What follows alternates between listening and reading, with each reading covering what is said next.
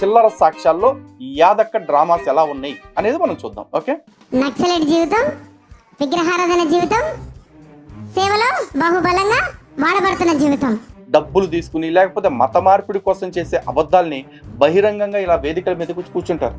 మీరు తిరిగి సనాతన ధర్మంలోకి వచ్చిన విషయం 10 మందికి చెప్తే మరో 10 మందికి ప్రేరణ అవుతుంది. లెక్క పెట్టుకోండి, దేవుడు నన్ను ఎన్నిసార్లు దర్శించిండు, ఈ దర్శనం అంతే. పోనీ అంతకు ముందు వచ్చిన 2 సర్పంచుల్లో కూడా మీ దేవుడు ఉన్నాడేమో ఎత్తుక్కోవాల్సింది. ఆయన దూషించుకుంటూ ఉంటే చివరికి ఆయన అత్తుకోవటం జరిగింది. ఆయన గొర్రెలు అర్థమైందా? మాట్లాడితే లలిత్ కుమార్ యేసుని తిడుతున్నాడు అనుకోకండి. నేను యేసుని ఎన్ని బూతులు తిడితే యేసు నాకు అంత దగ్గరకు వస్తాడంటే యాదక్క చెప్తా ఉంది. ఎండిన పీనుగు మొక్క వద్దు, చెక్క మొక్కను కొలవద్దు అని చెప్పేసి మేము పడతాంరా. ఎప్పుడైతే ఆయన తల మించి వేటి ప్రార్థన చేసిండో ఆయన నోట్లకెళ్ళి వచ్చే రక్తం ఆగిపోయింది, క్యాన్సర్ తగ్గిపోయిందంట. మరి బాప్తిజం తీసుకుని కుక్క సాగు చచ్చిపోతున్న వాళ్ళంతా ఎందుకు చచ్చారు? ఒకసారి చచ్చిపోయిన శవాన్ని తీసుకొని పోతున్నారు. ఇక్కడ అచ్చంపేట గ్రామంలో సువార్త ప్రకటించడానికి వెళ్ళినాం. అయితే ఎప్పుడైతే గట్టిగా అరిచినామో ఆమె కళ్ళు తెరవడం జరిగింది. కలుగుద్దులే గాని మరి ఎంత ఆత్రం ఉన్నప్పుడు ఆ పగడాల గడి దగ్గరికి వెళ్ళి ఏస్తున్నామో నా లెగ తాగుపోతే అదవా.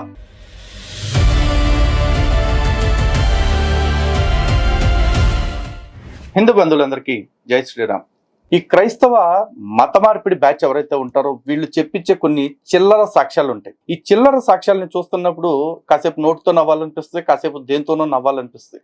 కానీ ఎంత నవ్వులాటగా మనం తీసుకున్నా అట్టడుగు సమాజంలో దీని ఎఫెక్ట్ కూడా చాలా ఉంటుంది.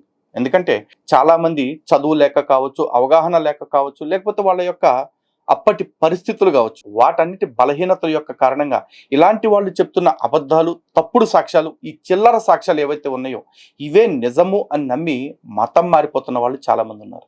అలాంటి వాళ్ళందరికీ కూడా అవగాహన కల్పించాలన్న ఉద్దేశంతో ఈ చిల్లర సాక్ష్యాలు లేకపోతే ఈ టెస్టిమోనియల్ రోస్టింగ్ అనే కార్యక్రమం చేస్తూ ఉన్నాం. సో నేరుగా ఈ కార్యక్రమంలోకి వెళ్ళిపోదాం. కార్యక్రమంలోకి వెళ్లే ముందు ఈ రోజు మన టార్గెట్ ఎవరు అంటే మాజీ నక్సలైట్ గా చెప్పుకుంటున్నా, మాజీ కామ్రేడ్ గా చెప్పుకుంటున్నా యాదక్క.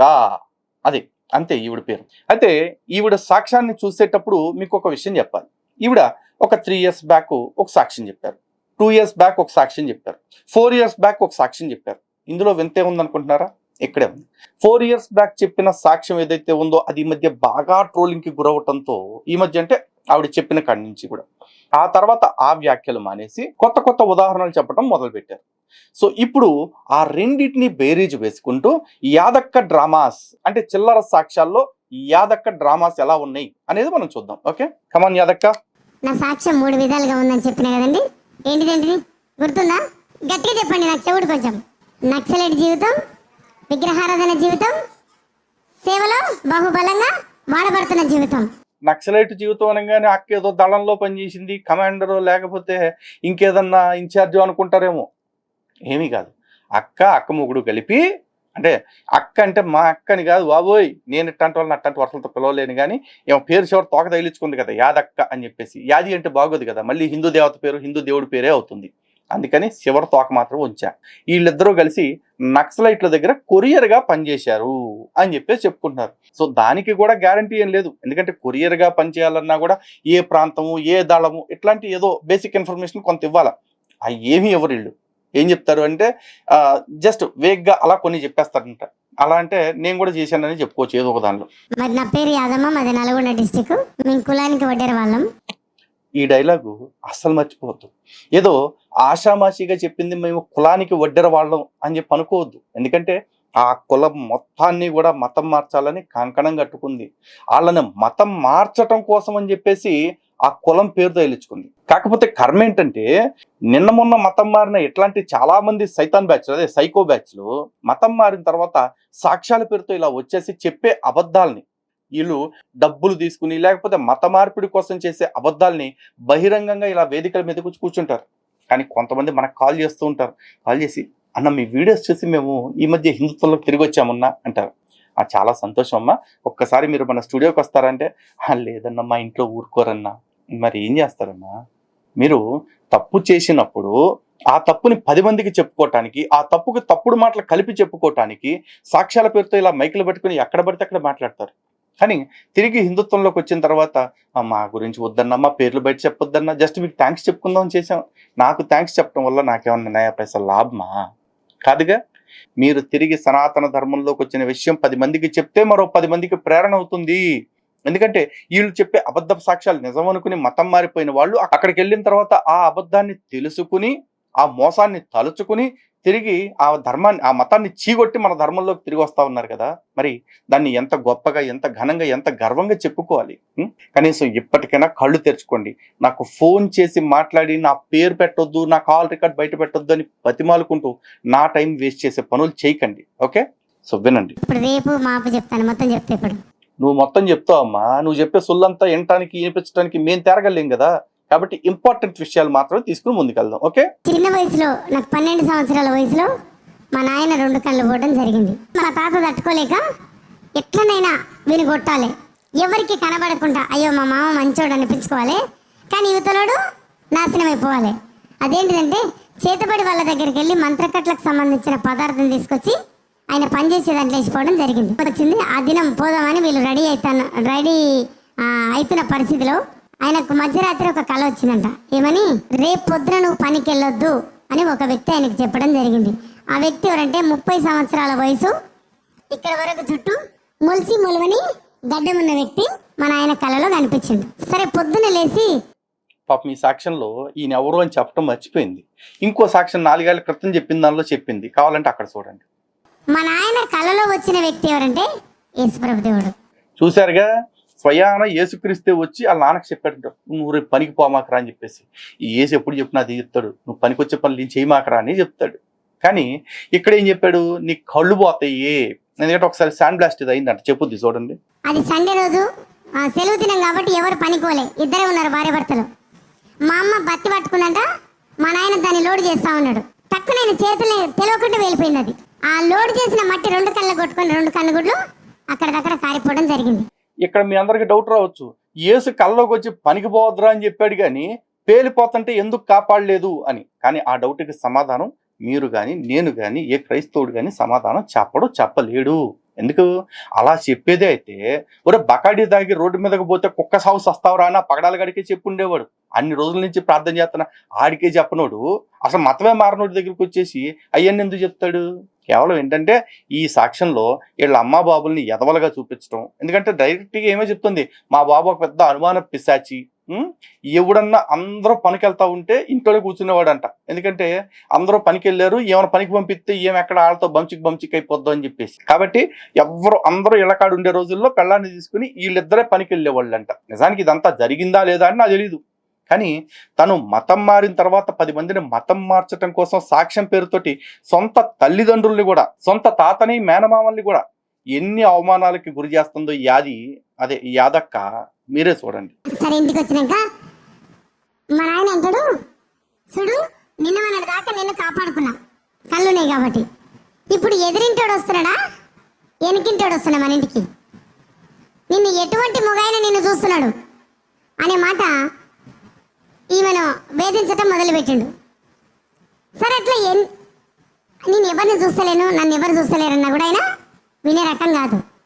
అదేంది మర్రి చెట్టు కూడలు పెరిగి పెద్దగయి తల్లి చెట్టు ఏదో ఊడ ఆ పిల్ల చెట్టు ఏదో అర్థం కాని స్థితిలో ఎట్లా ఉంటుందో అంత భయంకరంగా ఆ అనుమానం అనేది ఊడల్లాగా మర్రి చెట్టు ఊడల్లాగా పెరిగిపోయినాయి ఆయన లోపల. కాదు, ఎంత అనుమానంతో ఏడుస్తా ఉన్నాడు కదా, మరి ఆడి కల్లోకి యేసు వచ్చి నువ్వు రేపు పనికి పోమాకరా బాంబేలు నీ కళ్ళు పోతాయి అని చెప్పాడే. అట్టాగే చెప్పొచ్చుగా, ఒరు మీ ఆవిడ మంచిదేరా బాబు, మీ ఆవిడ గాలిది కాదు, ఎవరితో తిరగట్లేదు అని చెప్పొచ్చుగా. అది ఎందుకు చెప్పలా? ఓహో, ఒక ఇద్దరు కొట్టుకుంటుంటే మీ దేవుడికి సరదా కదా, ఇద్దరు కొట్టుకోవటమే మీ దేవుడు చూడాలనుకుంటాడు కదా, అందుకే అనుకుంటే కొంపలన్నీ ఇట్లా నాశనం అయిపోతున్నాయి. మా నాయన వాళ్ళ ఫ్రెండ్ మా నాయన దగ్గరకు వచ్చి, మళ్ళయ్య రోజు కూర్చొని తింటే గుట్టకు రాళ్ళు, రోజు ఒక రాయి తీస్తే గుట్టనే కథమైపోతుంది, నువ్వు ప్రతిరోజు ఇంటికాడ కూర్చొని తింటే కుదరదని చెప్పి నేను ఒక వృత్తి నేర్పిస్తాను కానీ మా నాయనకు అడుక్కునేది నేర్పించాను, భిక్షం అడుక్కునేది. ఆయనకు చెప్పిన మాట ఏంటంటే 4 బిడ్డలు ఉన్నారు, 4లో ఎవరినో ఒకరిని తీసుకొని రా, నేను నా కొడుకు నువ్వు నీ బిడ్డ 4 పోదాం అడుకుందాం, తిరిగి వచ్చేటప్పుడు ఎన్ని కాయని దొరకని పండే దొరకని పంచుకుందాం. ఈ డైలాగ్ బాగా గుర్తుపెట్టుకోండి. ఈ క్రాష్ కోర్స్ ఏదో బాగుంది కదా, అదే బెత్సం ఎత్తుకునే క్రాష్ కోర్స్ నేర్పించాడు కదా మల్లయ్య అనేవాడు వచ్చి. ఈ క్రాష్ కోర్స్ ఎలా ఉపయోగపడింది అనేది కాసేపు తర్వాత మాట్లాడదాం. మా నాయన నన్ను అడిగిండు, బిడ్డ మనం అడుకొచ్చుకుందామా అని అంటే, ఆ సరే నాయన. ఇద్దరం కలిసి అడుకుంటూ కూడా పోతా ఉన్నాం. వేరే సైడ్ నుంచి వేరే వాళ్ళు బైబిల్ పంచుకుంటా, బూదిగంతపు నివాసులారా నా వైపు చూసి రక్షణ ఉందండి అని వీధి సువార్త ప్రకటించుకుంటూ పోతా ఉన్నారు. వీళ్ళేమో కడుపుకు ముష్టి అడుక్కుంటున్నారు, వాళ్ళేమో మతం మార్మని ముష్టి అడుక్కునే వాళ్ళు వస్తున్నారట. వాళ్ళు ఎవరు వీధి సువార్త ప్రకటించే వాళ్ళంటే ఎప్పుడు వాళ్ళు ఎక్కువ ఈ సమయం వచ్చిందంటే వాళ్ళు ఎక్కువ వీధి సువార్త ప్రకటిస్తూ ఉంటారు. సరే వాళ్ళ దగ్గరికి పోయి నాకు ఒక బైబుల్ పంచుతా ఉన్నారు. వాళ్ళ దగ్గరికి వెళ్ళి నాకు ఒకటి ఈ బుక్ ఇయ్యరా అని అడిగిన. డబ్బులకు ఫ్రీగా అంటే ఫ్రీగా అన్నారు. ఒకటి అడుకొని ఊరంతా తిరిగి ఇంటికి రావడం జరిగింది. ఇంటి పక్కల ఒక ఆమె 6 నెలల నుంచి మాతో మాట్లాడట్లేదు. ఆమె దగ్గరికి వచ్చి, ఏంది పిల్ల నీ చేతిలో ఎర్రదిగా అనిపిస్తుంది బుక్ అన్నది. ఏమో బజార్లో వంచి పెడితే తీసుకున్నా నేనని ఆమెకి 2 పక్కల చూపించిన. దాని మీద కొత్త నిబంధన అని రాసింది. ఆమె చూసి, అయ్యో ఇది కిరస్తన మతానికి సంబంధించిన బుక్, ఇది మన దగ్గర ఉంటే దరిద్రం వస్తుంది అని చెప్పగానే నాకు భయమైంది. ఎందుకంటే వినటం వలన విశ్వాసం కలుగుతుంది, వినటం వలన దుర్వార్త అయితే ఉన్న విశ్వాసం పోతుంది. అయితే ఇంకొక విషయం నేను మర్చిపోతా. నేను మరి రూమ్లోకి పోయినప్పుడు మేమిద్దరం మాట్లాడుకున్న మాట ఏంటంటే, అక్క నేను దేవుని ఒక వరం అడుగుతున్నా అని అన్నది. ఏ వరం అని అన్నా. ఏం లేదు, నేను ముట్టగానే యేసు నామమునని పలకగానే క్యాన్సర్ పోవాలక్క. దానికంటే ఇన్నిసార్లు ఖర్చుతో తుడుచుకుంటున్నావు, ఆ జలుబు పోవాలని కోరుకుంటే దరిద్రం వదిలిపోయేదిగా. అటువంటి వరాన్ని దేవుని ఏమని అడుగుతున్నా అని అన్నది. అవునవును నేను కూడా అదే మాట అడుగుతున్నా అని ఇద్దరం మాట్లాడుకొని 1 గంటలో 2 గంటలు అయిందంతే. తిరిగి వచ్చేటప్పుడు అదే వార్త మేము విన్నాం. భూమి మీద ఎక్కడ చూసినా క్యాన్సర్ క్యాన్సర్ క్యాన్సర్. ఎందుకంటే దానికి పోగొట్టే మందు అయితే భూమి మీద లేదు. ఒకటే ఒక మంది ఏంటంటే యేసు నామమున పోతుంది. మీరు అలా మాట్లాడితే చాలా ఇరిటేట్ ఉంది తెలుసా. ఎందుకంటే బసవతారకం చూడండి, ఒమేగా చూడండి, అక్కడ ఎంఎన్జే క్యాన్సర్ హాస్పిటల్ అని ఒకటి ఉంది హైదరాబాద్లో. ఈ మేజర్గా చెప్తున్నా, ఇంకా కార్పొరేట్ ఆసుపత్రులు చాలా ఉన్నాయి. వాటిల్లో క్యాన్సర్ పేషెంట్ ఇంతమంది ఉన్నారు. ఒక్కడికి తగ్గించండి, నేను తీసుకొస్తా ఒకడిని లేదా ఒక ఆమెని, ఒక్కళ్ళకి తగ్గించండి క్యాన్సర్. చిదినం క్యాన్సర్ దాకా వెళ్ళారు, నీ ముక్కు గారుతుంటే నీకు జలుబు తగ్గించుకోవటం చేత కాలేదు, నువ్వు క్యాన్సర్ తగ్గిస్తావా? చెప్పేవాళ్ళకి ఎట్టాకు సిగ్గు ఉండదు, వినేవాళ్ళకి ఆడబోతుందో సిగ్గు తరపు తప్పట్లు పడుతుంది సిగ్గు లేకుండా. ఇక ఏమో సాక్ష్యంలో చాలా సొల్లు ఉంటుందండి. ఉదాహరణకి వీళ్ళ అమ్మ బాబులు అనుమానం పేరుతోటి కొట్టుకు చావటం, తర్వాత వాళ్ళిద్దరు విడాకులు తీసుకోవటం, తర్వాత వీళ్ళ అమ్మే ఏమన్నా సర్పంచ్ దగ్గర పడుకోబెడటానికి పక్కలేయటానికి తీసుకెళ్ళటం, ఏమాడి నుంచి తప్పించుకుని పారిపోవటం, ఆ తర్వాత ఎట్టగొట్ట ఇంకొకరిని తెంగరోని పెళ్లి చేసుకోవటం, ఆ తెంగరోడు రంగం వెళ్ళిపోయాడు ఏదో ఉద్యోగం కోసం అని చెప్పేసి, ఆడక్కడికి వెళ్ళంగానే ఏమో అత్త అంటే వీళ్ళ మొగుడోళ్ళ అమ్మ ఎవరైతే ఉందో ఆమె ఆ ఊరు సర్పంచ్ దగ్గర పడుకోబెట్టాలని ట్రై చేయటం. ఏంటో మరి ఏమన్నా చూడంగానే అందరికీ దప్ప వేరే ఎవరు రావట్లేదేమో మరి. అంటే బహుశా ఏసయ్య అలా బాబు కల్లోకి వచ్చి చెప్పినట్టు ఏమ కల్లోకి వచ్చి ఎందుకు చెప్పట్లేదో మరి మనకు తెలియదు, ఏమక ఏసుకే తెలుసుకోవాలి. అక్కడ కూరగాయలు కానీ పోతున్నా నేను పోతున్నప్పుడు యేసుప్రభు ఫోటో బొమ్మను చర్చి పైన ఇట్లా పెట్టింది ముందు. పక్క సీట్ అవని అడిగిన, అయ్యో ఏందాయన పాపం పైన పెట్టి మేకలు కొట్టిరని అడిగిన. అవేమన్నా తెలుసా, ఆయన లోకం మీద ఉన్న పాపాలని చేసిండ్రు, అందుకే ఆయన పైన పెట్టి మేకలు కొట్టిరు. కరెక్టే చెప్పింది అని అంటే మరి పాపం చేసినప్పుడు కొట్టకపోతే ఏం చేస్తారు, బాగా కొట్టిరని అన్న. తానంటే తండ్రి అన్నట్టుగా నేను శుద్ధి పలకడం జరిగింది. సరే ఇంకొక రోజు లెక్క పెట్టుకోండి, దేవుడు నన్ను ఎన్నిసార్లు దర్శించిండో. ఈ దర్శనం అంతే. దేవుడికి నిన్ను దర్శించే కర్మ ఏంటమ్మా, మనం దైవ దర్శనానికి వెళ్ళాలి కదా. ఓకే, పోనీ అంతకుముందు వచ్చిన 2 సర్పంచుల్లో కూడా మీ దేవుడు ఉన్నాడేమో ఎత్తుక్కోవాల్సింది ఏమో, అది కూడా దేవుడి యొక్క ప్రణాళిక ఏమో కదా. ఇంకొక రోజు ఏమైందంటే మేము ఒక ఇంట్లో రెంటుకున్నాం, ఆ ఇల్లు సరిపోతలేదని చెప్పేసి ఇంకో ఇల్లు కడగడానికి వెళ్ళినాం. ఆ ఇంట్లో ఒక క్యాలెండర్ ఉంది, క్యాలెండర్ పైన యేసు ప్రభు, కింద కొన్ని గొర్రె పిల్లలు, ఆయన చేతిలో ఒక దుడ్డుకర గొర్రె పిల్ల పట్టుకొని ఉన్న దృశ్యం దానిపైన ఉంది.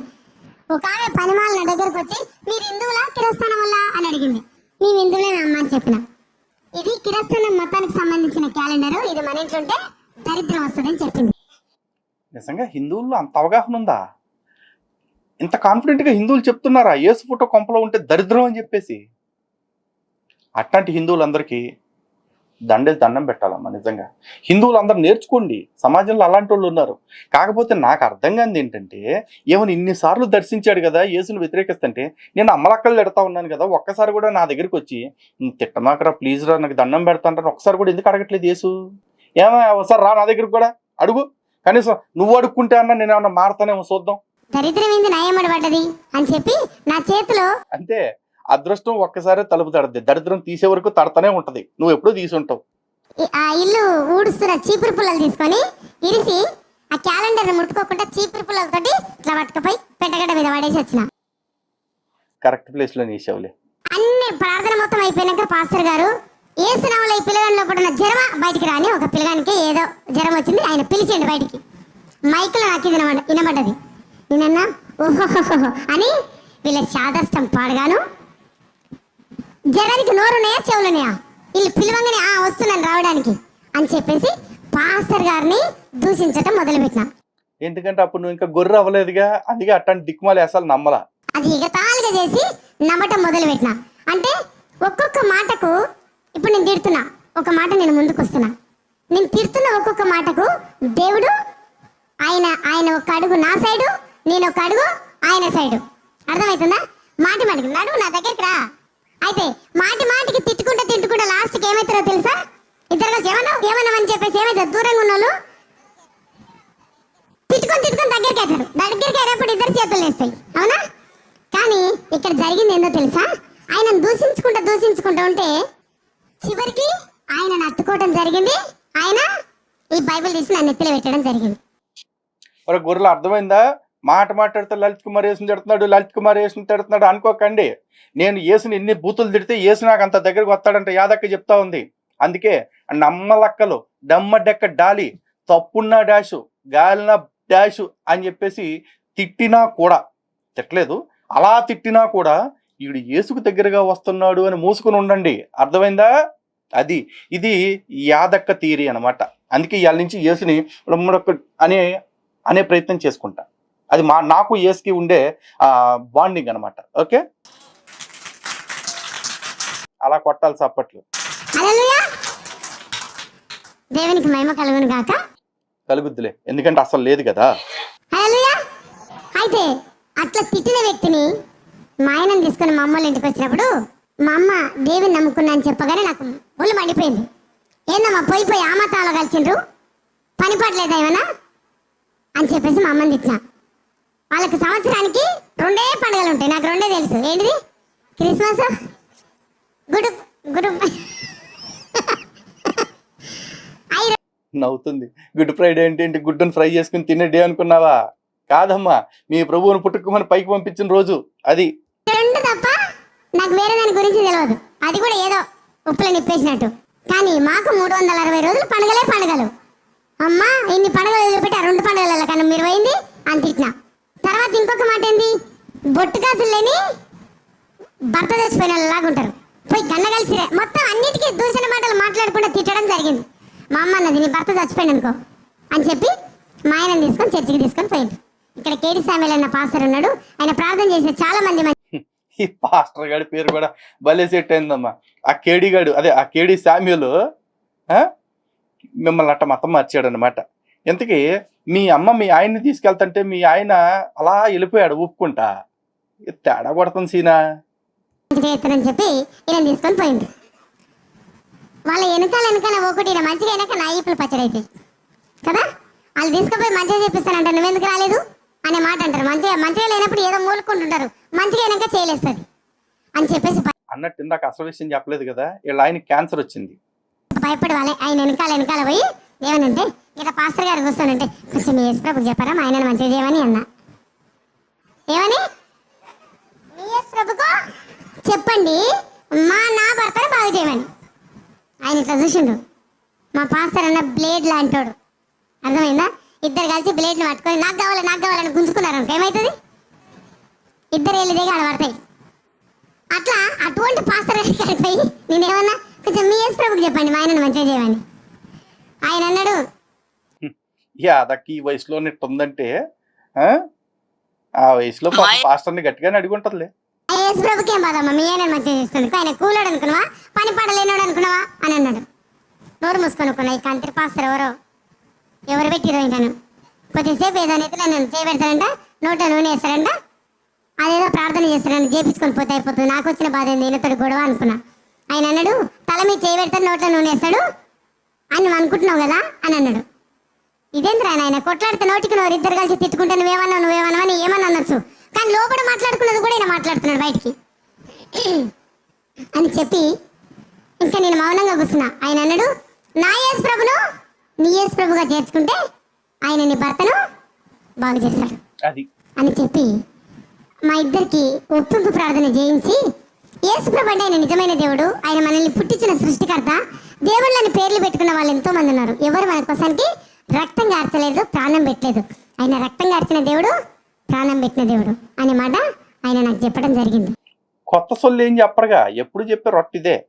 తర్వాత ఆయన వినే దేవుడు, ఆయన మాట్లాడే దేవుడు, ఆయన చూసే దేవుడు, ఆయన జవాబిచ్చే దేవుడు, ఆయన కన్యలకు కడుపు చేసే దేవుడు కూడా.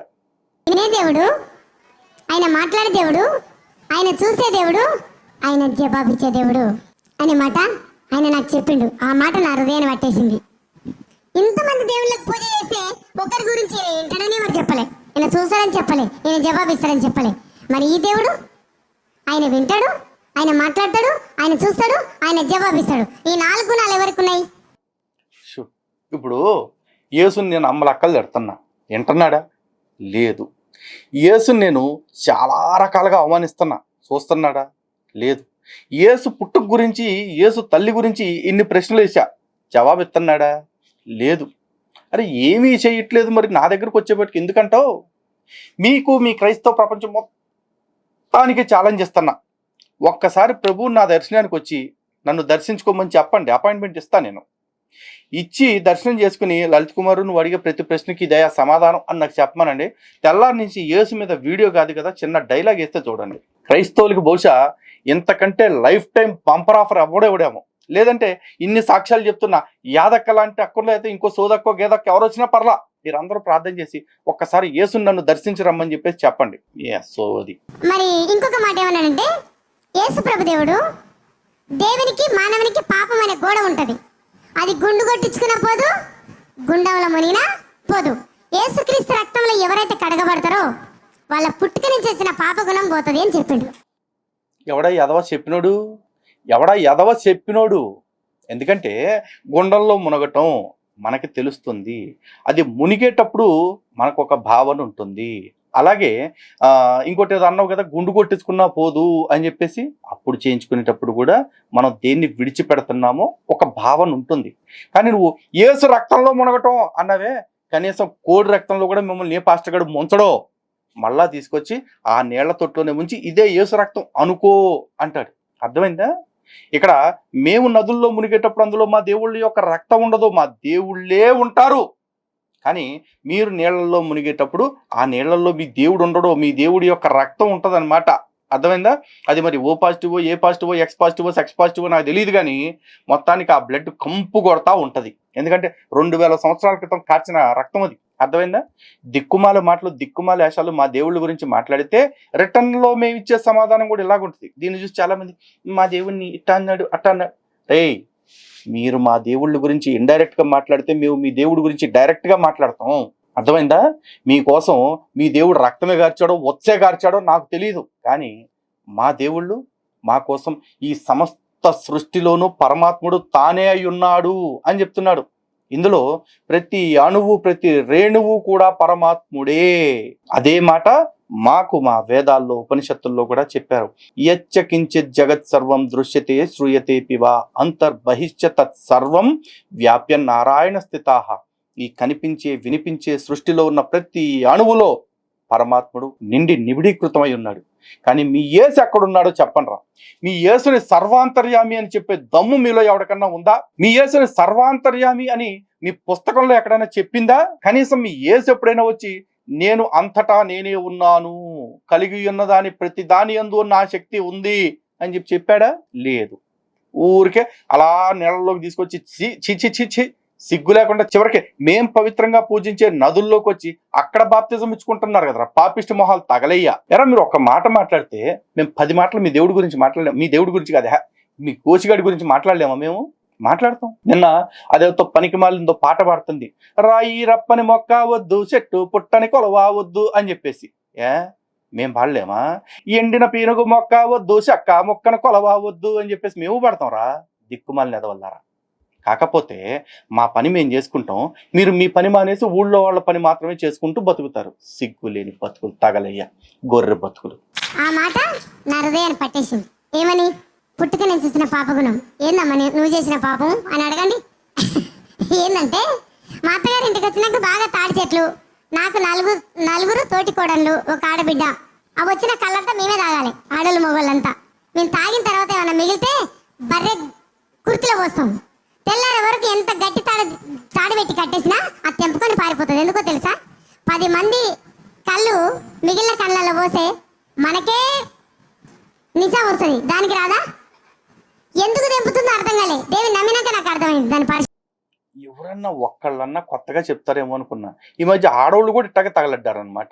మేము గతంలో తాగుబోతులము, జోదరులము, వ్యభిచారులము అంటే వీళ్ళు చేసినా కూడా చివరిది ఒకసారి అందరూ చెప్పుకోరలే. కొంతమంది చెప్పుకుంటారు, లేకపోతే ఇంకొంతమంది పక్కన వాళ్ళ పేరు మీద చెప్పేస్తూ ఉంటారు. కానీ అవలక్షణాలతో బతికామని మాత్రం కామన్గా చెప్తారు.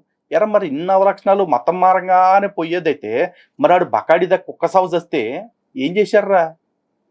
ఆడు తాగుబోతు కాదు అని నిరూపించుకోవాలని చెప్పి కష్టపడ్డారు. కానీ off the record back end లోను ఈ అభినయ దర్శన్ గారు లాంటి అందరూ కలిసి ఏం చెప్పారు?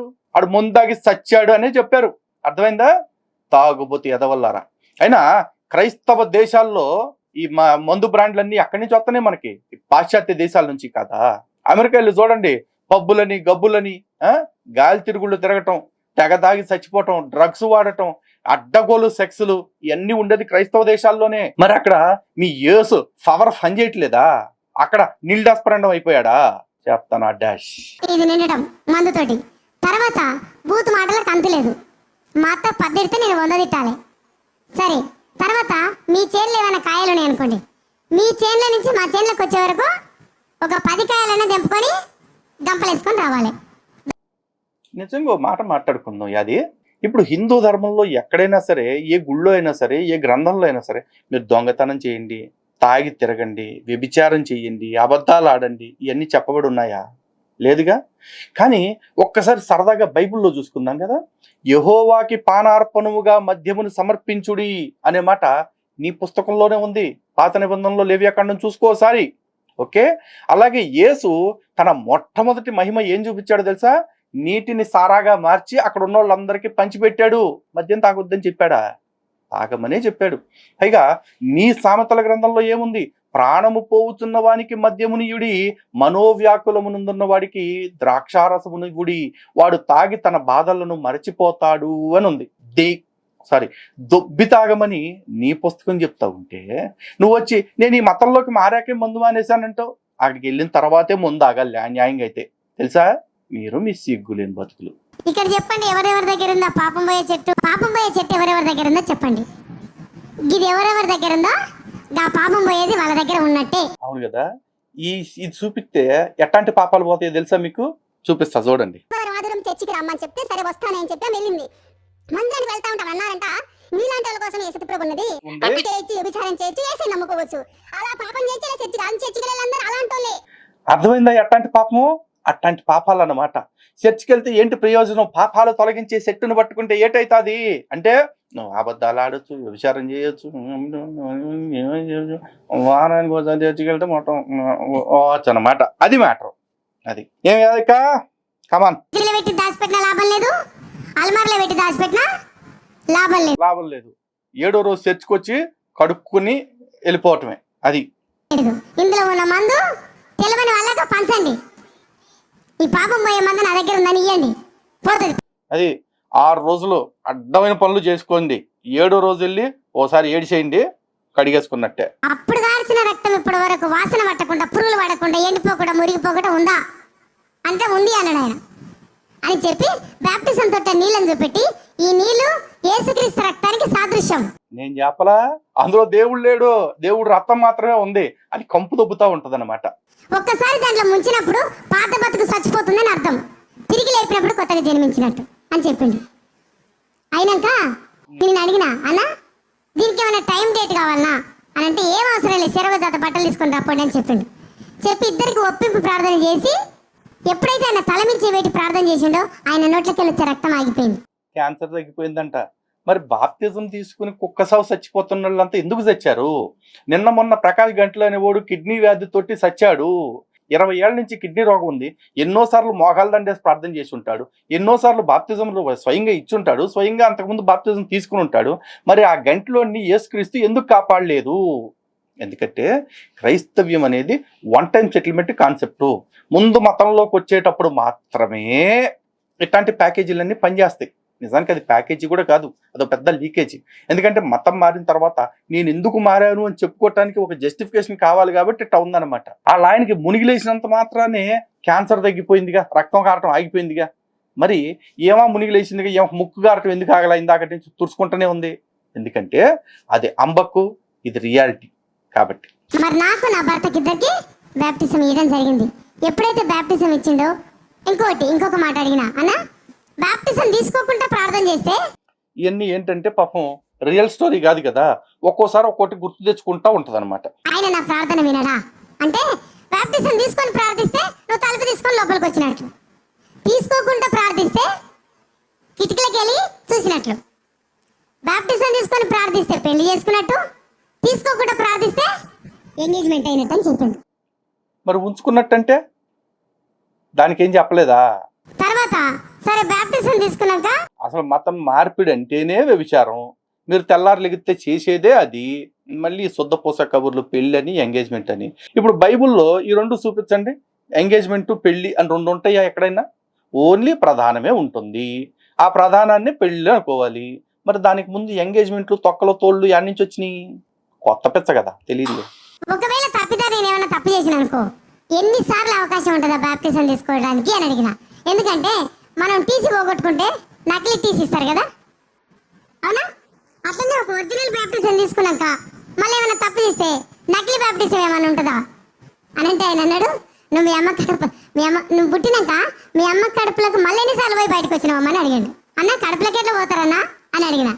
ఆయన ఒకటే మాట, ఎట్లయితే మనం పుట్టి మళ్ళీ కడుపులకు పోము అట్లనే నీళ్ళలో మనల్ని ముంచినప్పుడు నీళ్ళు మన మీద కప్పేస్తాయి, అప్పుడు మనం కడుపులో ఉన్నట్టు. దాంట్లో నుంచి మనల్ని నీళ్ళ నుంచి లేపుతారు, అప్పుడు మనం పుట్టినట్టు. కాబట్టి కారు తీసుకున్నాక దానికి ఏం కావాలి అంటే డ్రైవర్ కావాలి. నువ్వు ఖాళీ కారు లాగా పరిశుద్ధాత్మ అనే దేవుడు డ్రైవర్ లాగా ఆయన చేతికి నీ స్టీరింగ్ అప్పగించి ఆయన నీ జీవితాన్ని నడిపిస్తాడు. పెట్రోలు వద్దా? అదే మాట ప్రకారంగా నైట్ బ్యాప్టిజం తీసుకున్న నైట్ దేవుడు నాతో మాట్లాడిండు. 1000 ఎకరాలంతా వరిసేను పండిపోయిన ఒడ్లతో నిండుంది. అక్కడ 3 వ్యక్తులు నిలబడి ఉన్నారు. మధ్యలో నాయన నా దగ్గరికి వచ్చి, యాదమ్మా ఈ చేనుకు వస్తావా అని అడగడం జరిగింది. నేను ఏ సర్పంచ్ మీదకి అదే నరకడానికి కొడవలు తీసుకున్నానో అదే కొడవలు నా చేతికిచ్చి ఆ చేను పోయటం ఆయన నాకు నేర్పించండి. ఇది ఏంటో తెలుసా? నేను మొదట్లో చెప్పానే మేము వడ్డెర కులస్తులం అని చెప్పి. ఇప్పుడు ఆ చేను ఏంటంటే ఆ వడ్డెర కులం మొత్తం అనమాట. వాళ్ళందరినీ కూడా మతం మార్చటం. కావాలంటే చెప్పుద్ది చూడండి. పొద్దున్నే పరిగెత్తుకొని వచ్చానా, రాత్రి ఒక 3 వ్యక్తులు కనిపించారన్నా, నాకు ఇట్లా చేను కోయటం నేర్పించిండన్నా. అంటే దేవుడు నేను సేవకు పిలుచుకుంటున్నాడు, నేను సేవలో వాడుకుంటాడు. నీకు కనిపించిన ఆయన 3 వ్యక్తులు ఎవరంటే తండ్రి, కుమార, పరిశుద్ధాత్మ అనే మాట ఆయన నాకు చెప్పి నన్ను బలపరిచి పంపించడం జరిగింది. నవ్వుకుంటారే ఆ చర్చిలో పని చేయటం అంతవరకు వదిలిపెట్టలేదు. నీళ్ళకి పోయి ఒక మనిషిని పట్టుకొచ్చి పాస్టర్కి అప్పగిస్తుంటే, కూరగాయలు పోవాలి ఒక మనిషిని తీసుకొచ్చి పాస్టర్కి అప్పగిస్తుంటే, మొత్తానికి మనిషిని కదిలించి తీసుకురావాలి, మిగతా సంగతి ఆయన చూసుకుంటాడు. తర్వాత ఇంకొక విషయం ఏంటంటే, అబ్బో యాదక్క ఎంత బాగా చెప్తున్నావు నువ్వు అని అంటే, అయ్యో నా దగ్గర గిన్ని మాటలు ఉన్నాయి, మా పాస్టర్ కాడికి వస్తే గిన్ని మాటలు వస్తాయి, ఆయన దగ్గర చాలా ఉంటాయి అని చెప్పి మొత్తం ఎటు తిరిగి చూశారు కదా. ఏమ దగ్గర ఇన్ని మాటలే ఉన్నాయి. ఇన్ని మాటలు ఉన్న ఏమే తడవకొకళ్ళని మతం మార్చి ఎంతమందిని మార్చిందో తెలుసా? ఆ మనిషిని ఈ మనిషిని కదిలించి మొత్తానికి కొన్ని రోజులలో 680 మందికి బ్యాప్టిజాలు ఇప్పించడం జరిగింది. 15 మంది నా చర్చి దగ్గర 1500 కంటే ఎక్కువ కావడం జరిగింది. ఒడ్డెర బస్తీలే మారిపోవడం తెలియకుండానే నేను కొత్త అది మొత్తం వడ్డెర బస్తీలనే మార్చేసిందేమో. 15 మంది ఉన్న చర్చి నుంచి 1500 మందికి మార్చింది. అంటే వీళ్ళు మత మార్పిడి అనేది ఒక నెట్వర్క్ మార్కెటింగ్ అలా ఎలా చేస్తారు అని మేము ఎందుకు చెప్తున్నామో మీకు ఇప్పటికైనా అర్థమైందా? మన కులంలో కావచ్చు, మన కొంపలో కావచ్చు, ఒకళ్ళు మతం మారారంటే వాళ్ళని గజ్జి కుక్కతో సమానంగా దూరం జరిపేయండి. అసలు చచ్చిపోయిన వాళ్ళతో లెక్కేసుకోండి. కొంపలో ఫంక్షన్లకి మొహమాటానికి పిలిచినా సరే వాళ్ళు వచ్చి చేసేది మత మార్పిడే. ఈ ప్రపంచంలో ఎయిడ్స్ పేషెంట్ని, యాంథ్రాక్స్ రోగిని, లేకపోతే కరోనా పేషెంట్ అన్న దగ్గరికి తీసుకొచ్చాము కానీ క్రైస్తవుడిని మాత్రం దగ్గరికి తీసుకోకూడదు అంటానికి ఇదొక సాదృశ్యం. అర్థమైంది కదా? అది నేను కొంతమందికి స్వార్థ చెప్తే నేను స్వార్థ చెప్పిన వాళ్ళు ఇంకా వాళ్ళు వేరే వాళ్ళకి చెప్పడం. ఎగ్జాక్ట్లీ. నెట్వర్క్ స్టాలిన్ సినిమాలో చూపిస్తారు కదా, ముగ్గురు ఆ ముగ్గురిని ఈ ముగ్గురు ఇంకో ముగ్గురిని అలా ఈ టైప్ అయిపోతుంది. ఇప్పుడు మన కోసం బోడి కిరీటాలు తయారు చేసి పెడతాడంట దేవుని కాడ. నీ బోడి కిరీటంలో, బంగారు కిరీటంలో రాళ్ళు పొదగాలంటే నువ్వు ఒక మనిషిని పట్టుకరా. అది ఏసి ఇచ్చేది బొంగులో ఏది ఆ బోడి కిరీటం అంట. నాకు ఆ బొక్కలో బోడి కిరీటం పెట్టుకుని కూర్చోవాలి.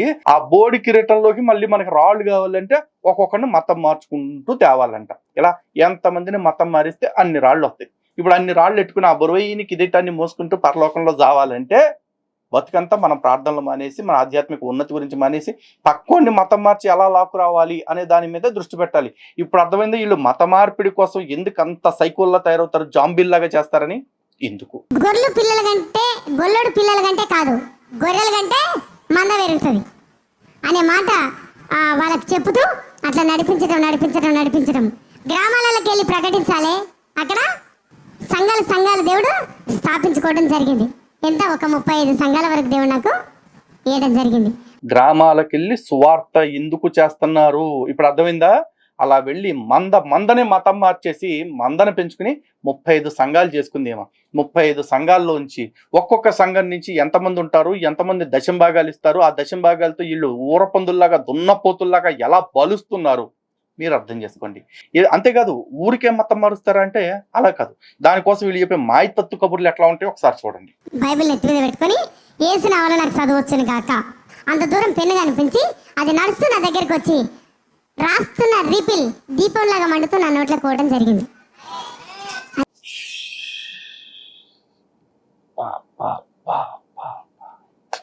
ఎక్కడైనా ఏదో ఒక మూమెంట్లో డిసప్పాయింట్ చేస్తారేమో చూస్తానండి. లేదు, అస్సలు అంచనాలకు తగ్గకుండా సాక్ష్యాలు చెప్పడంలో ఈ చిల్లర బ్యాచ్ నవ్వుతో నా భవిష్యత్తు.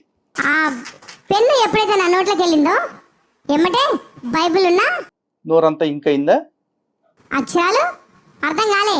ఒక వ్యక్తి నా గదిలోకి వచ్చి నాతో ఏం మాట్లాడకుండా నా కళ్ళ మీద చేతులు పెట్టిండు. ఆయన చేతులు నా కళ్ళకు తగిలినమ్మటే ఇందులో ఉన్న అక్షరాలు అర్థం కావటం మొదలైంది. చూడండి, యెషయా గ్రంథం. ఇంతగా వ్యక్తి ఎవరో చెప్పలేదు యాదమ్మ గారా.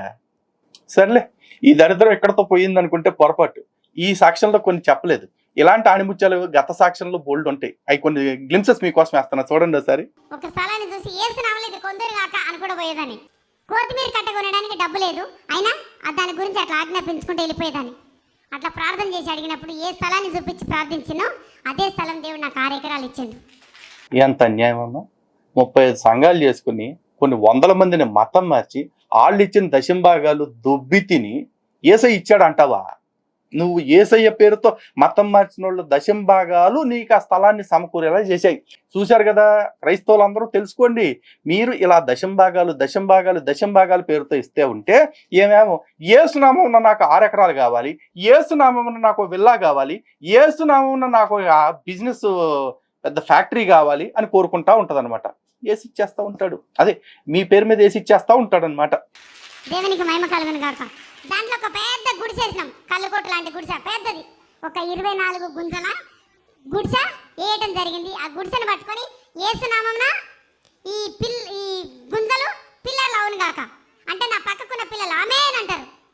అట్లా అట్లా పలకడం దేవుని మహాకృపను బట్టి 54 పిల్లర్ల బిల్డింగ్ దేవుడు ఇయ్యటం జరిగింది.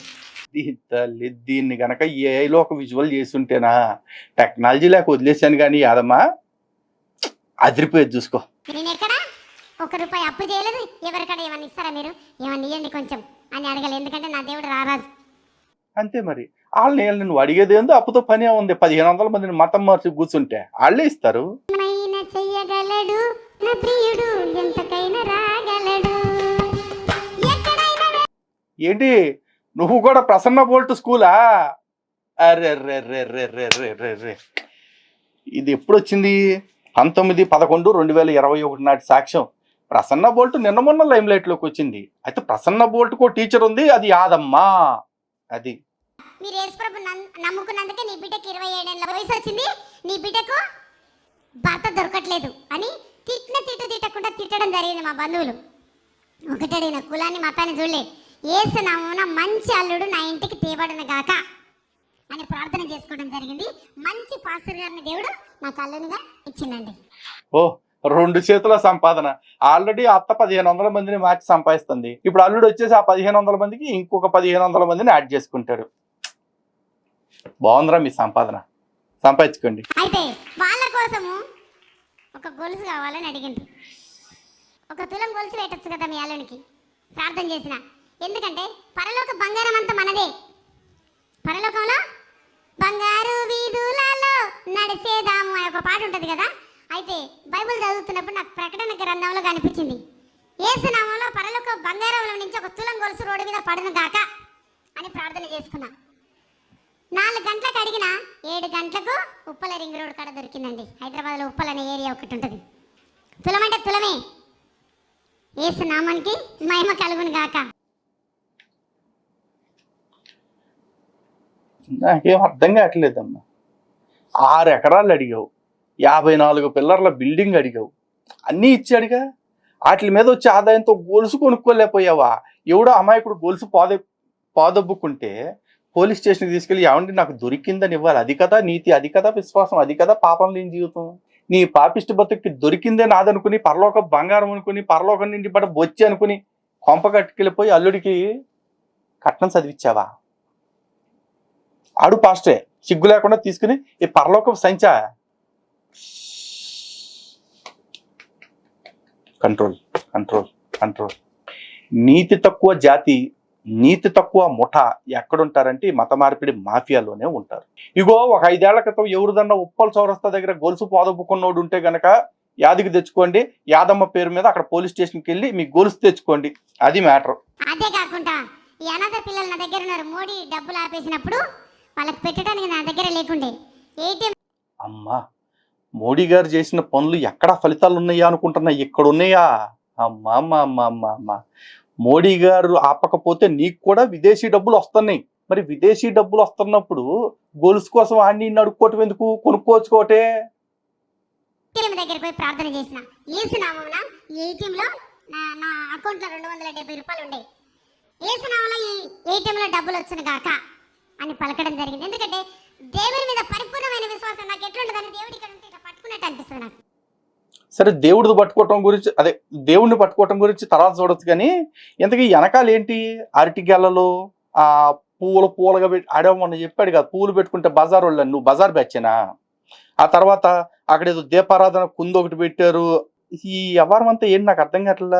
అరటి చెట్టు పవిత్రత లేకపోతే పచ్చదనానికి గుర్తని, దీపం అంటే అజ్ఞానాన్ని తరిమేయటానికి గుర్తని, పువ్వులు అనేది శుభానికి మంగళకర తత్వానికి గుర్తని మీ బైబుల్ మొత్తం మీద యాడుంది అదే. పైగా నువ్వే కదా గతంలో మా అమ్మళ్ళు చర్చికి వెళ్తే మొగుడు పోయిందానిలాగా పువ్వులు తీసేస్తారు, బొట్టు తీసేస్తారు, ఈ ఆచారాలు ఏంటి అని కంపరం ఎత్తేది నాకు అని చెప్పేసి అన్నావు. మరి నువ్వు మతం మారిన తర్వాత మళ్ళీ ఇవన్నీ ఎందుకు తెచ్చిపెట్టుకున్నావు వెనకాల? ఛీ, మీ బతుకులు తగలయ్యా. ఏటీఎం దగ్గరకు పోయి ప్రార్థన చేసిన, యేసు నామములో దీంట్లో డబ్బులు వచ్చిన గాక. 270 రూపాయలున్న నా అకౌంట్లో 1,64,000 ట్రాన్స్ఫర్ కావడం జరిగింది. అటు ఇటు కాకుండా 1,64,000 ఏంటి? ఓ 1,00,000, 2 లక్షలు, 3 లక్షలు, లేకపోతే 1,50,000, 2.5 లక్షలు, 3.5 లక్షలు రౌండ్ ఫిగర్లు చెప్తావచ్చుగా. మీ దేవుడికి ఏమన్నా 164 మీద ఏమన్నా ఫ్యాంటసీ ఉందా? ఒక విచిత్రమైన సంఘటన. ఓసారి చచ్చిపోయిన శవాన్ని తీసుకొని పోతున్నారు ఇక్కడ అచ్చంపేట గ్రామంలో సువార్త ప్రకటించడానికి వెళ్ళినాం. ఆ శవాన్ని తీసుకొని పోతుంటే చాలా బాధ అయింది, ఎందుకంటే చిన్నపిల్ల తల్లి ఆమె. నేను ఒకసారి నా కళ వచ్చింది, శవానికి ప్రార్థన చేస్తే లేచినట్టు. నేను మా అత్తకు చెప్పిన, అమ్మ ఈ శవానికి ప్రార్థన చేస్తాం, దింపుతారా యేసుప్రభు నామమున అంటే, అయ్యో మంచి పని చేస్తానంటే ఎవరో దండ్రాన్ని పండబెట్టిరాడ రోడ్డు మీద. నా ఏమంటే 2 అక్కలు ఉన్నారు, ప్రార్థన చేద్దాం అక్క అంటే, ఎక్కడో లేనిపోని తంటాలు తీసుకొచ్చి పెడతావు, నోరు మూసుకొని ఉండలేవా నువ్వు అని అంటే, మరి నా కళ వచ్చింది కదా అప్పుడు దేవుడు చేస్తాడు అని చెప్పేసి ముగ్గురం కలిసి కూర్చొని ఆ శవం దగ్గర ప్రార్థన చేసినాం. ఆమె లేవలే, కళ్ళు తెరిస్తే మొత్తం జనాలకు పోగైంది, ఎందుకంటే చౌరస్తా దగ్గర. తర్వాత మా పాస్టర్ గారు ఎవరికైనా ప్రార్థన చేస్తే వాళ్ళ చెవులు ఇట్లా నోరు పెట్టి యేసు నామములో లే అంటాడు, ఇట్లా గట్టిగా అరుస్తాడు. అట్లనే పాస్టర్ అన్నలాగా అరుస్తామా అంటే లేనిపోని తలగా నొప్పి తెచ్చిపెట్టా మళ్ళీ పాస్టర్ అన్నలాగా అరుస్తామా అని మాట్లాడుతున్నాం అని చెప్పేసి వీళ్ళు గులిగిండ్రు. అయినా సరే నేను చెప్పింది చేసిండ్రు. అయితే ఎప్పుడైతే గట్టిగా అరిచినామో ఆమె కళ్ళు తెరవడం జరిగింది. దేవునికి మహిమ కలుగును గాక.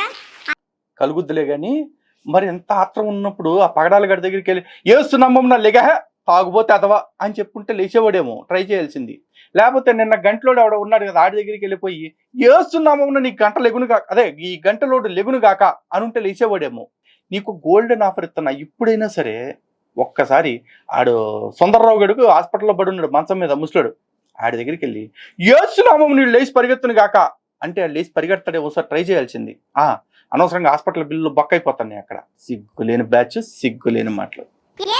ఫ్లైట్ ఎక్కుతును గాక, ఈ ఫ్లైట్ ఏదైనా కానీ అది సౌండ్ వస్తే చాలు ఎక్కుతును గాక నేను పలికేదాన్ని. అట్లా ప్రార్థన చేసుకొని అడిగిన ఒక్క ఫ్లైట్ గురించి ప్రార్థన చేస్తే దేవుడు 4 ఫ్లైట్లు ఎక్కించాడు. ఏసునామం అదే ఫోన్ ఇదే ఫోన్ గాక అని మాయమి చేసేసి ఒక 2000 మందిని మీరు కూడా మతం మార్చుకోండి. ఏసునామమున మీకు ఏ సుఖం కావాలంటే ఆ సుఖం, ఏ లగ్జరీ కావాలంటే ఆ లగ్జరీ అనుభవించవచ్చు అన్నమాట. అది ఎందుకంటే ఏమో ఫ్లైటే ఎక్కింది, ఆడు కేఎఫ్ఆల్ అయితే ఏకంగా ఫ్లైటే కొనిపించుకున్నాడు, ఫ్లైట్ కాదు ఫ్లైట్లే కొనిపించుకున్నాడట. మరి అట్టు ఉంటుంది క్రైస్తవ్యంతో మాటలా. ఒక చీర కట్టుకొని ఒక కొంగు కట్టుకొని ఒక కొంగు ఉతుకొని అది ఎండిన తర్వాత మళ్ళీ ఇటు భాగం ఉతికి ఆరేసుకునే పరిస్థితిలో ఉన్న రోజులు కొన్ని సంవత్సరాల కింద ఉంది. కానీ ఇప్పుడు దేవుడు ప్రతిరోజు కొత్తదే కట్టుకోవడానికి దేవుడు కృపనిచ్చిండు. అది ఒకే కోక 2 రోజులు కట్టుకునే కాడి నుంచి కట్టిన కోక కట్టకుండా కట్టుకునే స్థితికి దేవుడు నిన్ను తీసుకొచ్చాడు అని చెప్పి అంటున్నావు. తీసుకొచ్చిన దేవుడు కాదమ్మా, మీరు దేవుడి పేరుతో మాయ చేసి ఎవడైతే మతం మార్చారో ఆ విశ్వాసుల కష్టం మీకు ఈ లగ్జరీ ఇచ్చింది. అర్థమైందా? ఇప్పుడు తెలుసుకుంటారా ఎర్రినా గొర్రెల్లారా, కట్టిన కోక కట్టకుండా కడుతుంది, కట్టిన సూట్ వేయకుండా సూట్లు వేస్తా ఉంటాడు కలవరి సత్తిగాడు. ఇట్లాంటి వాళ్ళందరూ ఇంత బలిసిపోవటానికి ఇంత మెరిసిపోవటానికి కారణం మీ శ్రమ, మీ కష్టం, మీరు దోచిపెడుతున్న దశంభాగాలు. ఈ దోపిడీల నుంచి ఈ దశంభాగాల నుంచి కాపాడుకునేలాగా చేయటానికే మా వంతు ఈ ప్రయత్నము. ఇలాంటి దానికోసం వీళ్ళు ఇంకా ఎన్నో దిగజారుడు తనంతో కూడిన అబద్ధాలు చెప్తారు. ఇంకో 2 చూడండి, ఓరు కొట్టినా పర్వాలేదు. భూమి మీద మీరు దేన్ని విప్పుదురో అది పరలోకమందున విప్పబడింది. అది పరలోకమందున ఏంటిదంటే యేసు నామమున నేను ఇల్లు కొందును గాక. అర్థమవుతుందా? యేసు నామమున నేను నా బిడ్డ పెళ్లి చేదును గాక. యేసు నామమున ఒరే ఒరే ఒరే ఒరే ఆ కర్చీఫ్ అన్నిసార్లు ఎసరటం, నువ్వు పట్టుకోవటం, దాంతో ఎన్నిసార్లు ముక్కు తుడుచుకుందో, ఎన్నిసార్లు ఎక్కడెక్కడ తుడుచుకుందో నీకు తెలిసారా? నాకు అసలే ఓసిడి, చూస్తానికే కదా, చెప్పడానికి కూడా చిరాగ్గా ఉంది, కానీ తప్పట్లే. నేను మంచి ఇల్లు కట్టుకుందును గాక. భూమి మీద మీరు దేన్ని బంధిస్తే అది పరలోకంలో బంధించబడుతుంది. అర్థమవుతుందా మీకు?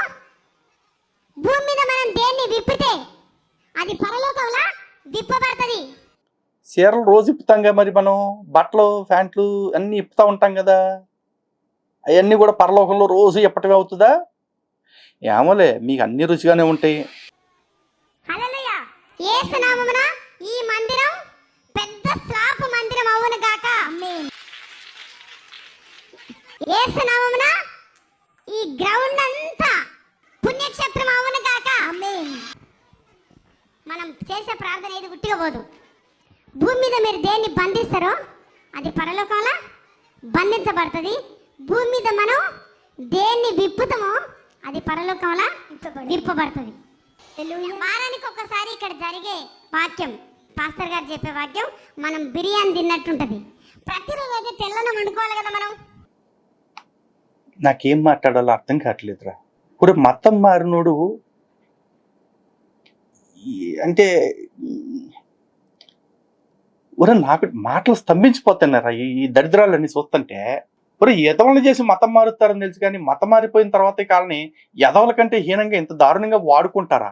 మొత్తం దోసుకునేది మీ దగ్గర. ఏసై ఇచ్చాడని మళ్ళీ బిల్డప్ యాడ్ నుంచి తెచ్చిస్తాడరా, మేకులు బిక్కోలేకపోయాడు. సరే, ఈ దరిద్రాల గురించి ఇంక అయిపోయిందిలే, కానీ ఇంకొక దరిద్రం ఆఖరితో చూపించేస్తున్నా. ఏంటి ఎంత లాగెత్తున్నాడు అనుకోమాకండి. అవసరం ఇవన్నీ, మరి ఏం చేస్తాం? ఇంకొకటి పాస్టర్ అని ఒక మాట అన్నాడు. అమ్మా గిన్నెలు తవ్వుతున్నావు కదా, ఒక ఆమెకు బాగా ఒళ్ళంతా పొడిచినట్లు అవుతుందంట, ఆ నూనె తీసుకొచ్చి ఆమె వృద్ధి ప్రార్థన చేయమని అన్నాడు. ఏది అంట్లు తోముకునే? అవునా? అయ్యో అన్న, వరం నీ దగ్గర ఉంది, దయ్యం ఆమె దగ్గర ఉంది, నేను ఆమెకు నూనె పట్టించిన అనుకో, మళ్ళా దయ్యం నా మీదకి వస్తే ఎట్లా అని అంటే, నువ్వు ఇక్కడ నీదేం పాత్ర ఇక్కడ అని అడిగాడు పని మనిషిని. పని మనిషి నూనె రుద్దామంటే నూనె రుద్దాలే, బూడిద రుద్దామంటే బూడిద రుద్దాలే అని చెప్పిండు. సరే మరి ఇక పని మనిషి ఏ పని చెప్తే ఆ పని చేయాలి కదా. ఆ నూనె ఒక గిన్నెలో పోసుకొని ఆమె లోపలికి తీసుకుపోయి ఆమె ఒంటికి అంతా పట్టించేసి, నా భయం ఏంటంటే దయ్యం నా మీదకి రాకుండా ఉండటానికి ఒక ప్రొటెక్షన్ ఏందో తెలుసా, ఏసు రక్తం చేయం, ఏసు నామం చేయం, ఏసు రక్తం చేయం, ఏసు నామం చేయమని రుద్దుతా ఉన్నా. కొద్దిసేపట్ల ఎప్పుడైతే ఆ ఏసు రక్తం చేయం, ఏసు నామం చేయమని రుద్దడం మొదలు పెట్టినో ఆమె ఒంట్లోకి వెళ్ళి సీస ముక్కలు బయటికి రావడం మొదలైంది. అవి ఎక్కడి నుంచి, 2 రొమ్ముల నుంచి సీసా ముక్కలు పెద్ద పెద్ద. ఇప్పుడు ఇది గ్లాస్ అనుకోండి, ఇక్కడ పడేస్తే ఎట్లా దాని ఆకారంతో పగులుతాయా, అడ్డదిడ్డంగా పగులుతాయి కదా, అట్లాంటి ముక్కలు ఆ ఒంట్ల నుంచి బయటికి రావడం మొదలైంది. నేను అనుకున్న చిన్నదాంట్లో నమ్మకంగా ఉంటే పెద్దది అప్పగిస్తాడు, పెద్దది అప్పగిస్తాడు దేవుడు అని చెప్పిండు. సరే ఇచ్చి నేను ప్రార్థన చేస్తే చిన్న చిన్నవి వస్తున్నాయేమో, మా పాస్టర్ అన్న ప్రార్థన చేస్తే ఇంత పెద్దవి వస్తాయేమో అనుకున్నా. నేను మర్చిపోయినా. సరే అడగాల్సింది యేసు నామమున నాకు గుర్తొచ్చును గాక అంటే సరిపోయేదిగా. లేదు, ఆ రోజు పొద్దున్నే మేము ఇడ్లీ తినుకుంటా నేనన్నా, ఎప్పుడు చూసిన అబ్బా నన్ను నిద్రపోనిస్తలేవు, నీకు ఇంత పెద్ద చాకు వస్తే ఏం చేస్తావు అని అన్నా. నవ్వుకుంటా మాట్లాడిన మాట అది. పొద్దున 8 గంటల కన్నా రాత్రి 8 గంటలకు ఇంత పెద్ద చాకు పిడి తీసేసిరు, లోపలికి సగం బయటికి సగం ఆమె కడుపులో నుంచి బయటికి రావడం స్టార్ట్ అయింది. ఒకటన్నది, నీ నోరు పాడైపోను, నువ్వు పొద్దున అన్నావు కదా మనం ఇడ్లీ తింటప్పుడు, ఇగో ఇప్పుడు చాకు బయటకు వచ్చింది అని చెప్పి పోయి మా పాస్టర్ అన్నకు చెప్తే, మా పాస్టర్ అన్న తిరిగి నాకు ఇచ్చిన జవాబు అది. ఏమని, నీ నోటి మాట వలన చిక్కుబడి ఉన్నావు, నీ నోటి మాట వలన పట్టుబడి ఉన్నావు. పొద్దున ఏమన్నావు, అబ్బా నీకు చాకు వస్తే బాగుంటుంది, ఇప్పుడు ఏమంటున్నావు, ఆ చాకు బయటికి వెళ్తే బాగుంటుంది. కాబట్టి ఎప్పుడు కూడా నష్టానికి సంబంధించిన మాట మనం మాట్లాడద్దు, ఎవరితోటి మాట్లాడద్దు, మనకు మనం కూడా చెప్పించుకోవద్దు అనే మాట చెప్పి, ఈ రోజు నుంచి నువ్వు మంచిదే మాట్లాడాలి, చెడ్డది మాట్లాడద్దు అనే మాట ఆయన నాకు చెప్పడం జరిగింది. ఆమె ఒంట్ల నుంచి ఇప్పుడు ఇక్కడ కూర్చున్న వంట నుంచి రాళ్ళు బయటకు వస్తే 680 రాళ్ళు బయటకు వచ్చినాయి కడుపులో. ఏం మాట్లాడుతున్నామే, ఏం చెప్పు.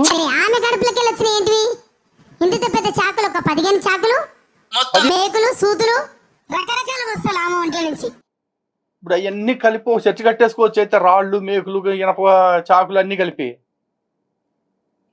ఈ దారుణాలు నేను చెప్పలేకపోతున్నా.